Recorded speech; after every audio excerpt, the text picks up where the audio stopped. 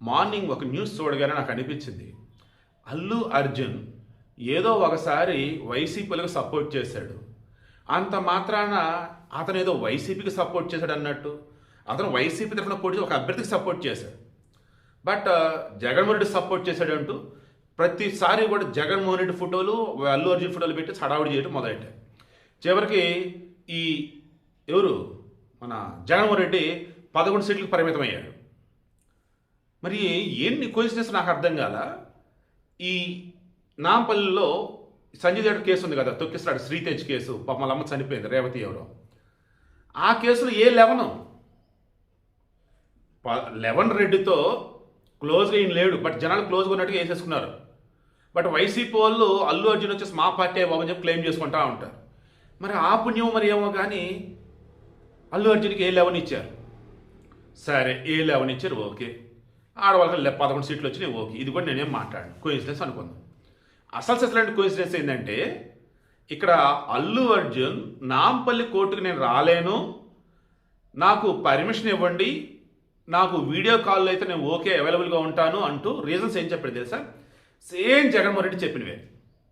జగన్మోహన్ రెడ్డికి సంబంధించి కోర్టులో వాయిదాలు ఉన్నప్పుడు కోర్టుకు రమ్మంటే ఏం చెప్పాడు బాగా గుర్తెచ్చుకోండి.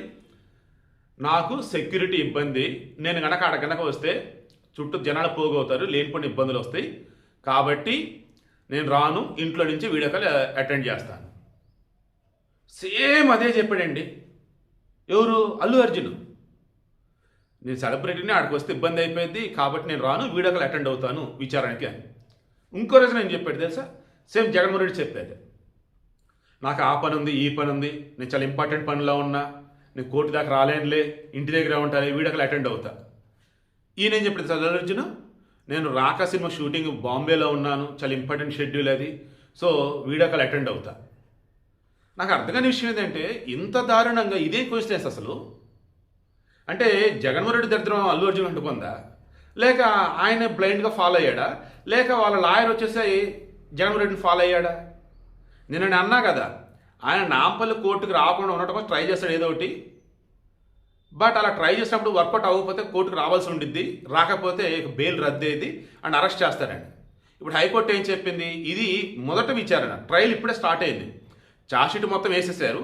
నాంపల్లి కోర్టు ఎక్యూజ్డ్ ఉన్నటువంటి మొత్తం మందికి 19 మందికి కూడా సమన్వయ నోటీసులు పంపడం జరిగింది. కాబట్టి ఫస్ట్ విచారణ మీరు రావాల్సిందే 2 అని చెప్పారు. ఇప్పుడు అల్లు అర్జున్ రేపు ఖచ్చితంగా రావాలి. రేపు సోమవారం కానీ అల్లు అర్జున్ రాకపోతే బెయిల్ రద్దు అవడం కావచ్చు, లేదన్నా అప్పుడు అరెస్ట్ చేయడం కావచ్చు, bailable warrant, non bailable warrant something అదే అలా జారీ నెంబర్ ఆఫ్ ఇష్యూస్ అండి. సో ఇవన్నీ వద్దనుకుంటాడు. ఖచ్చితంగా బలంగా ఉన్నటువంటి తన భార్య స్నేహారెడ్డి సలహా తీసుకుంటాడు, వరంగా ఉన్నటువంటి తన తండ్రి అల్లు అరవింద్ గారి సలహా తీసుకుంటారు. ఖచ్చితంగా కోర్టుకు అయితే అటెండ్ అవుతారు. నేను మరలా చెప్తున్నా, రీసెంట్గా జగన్మోహన్ రెడ్డి కానీ వైసీపీతో అంటకాగిన వాళ్ళకి ఫేవర్గా ఉన్న వాళ్ళందరికీ కూడా కింద మీద అయిపోతాం లైఫ్ అయితే. బట్ ఏంటో కానీ ప్రతి ఒక్కరికి 11 ఏడ చోట టచ్ అవుతూనే ఉంది అసలు. మరి ఇదే అర్థం కావట్లా. ఆ 11 నాకు చాలా ఇష్టం అయ్యా. 11 మార్నింగ్ 11 ఈవినింగ్ 11 ఆ టైం చూసినప్పుడు ఇది ఒక స్మైల్ వచ్చింది నాకు.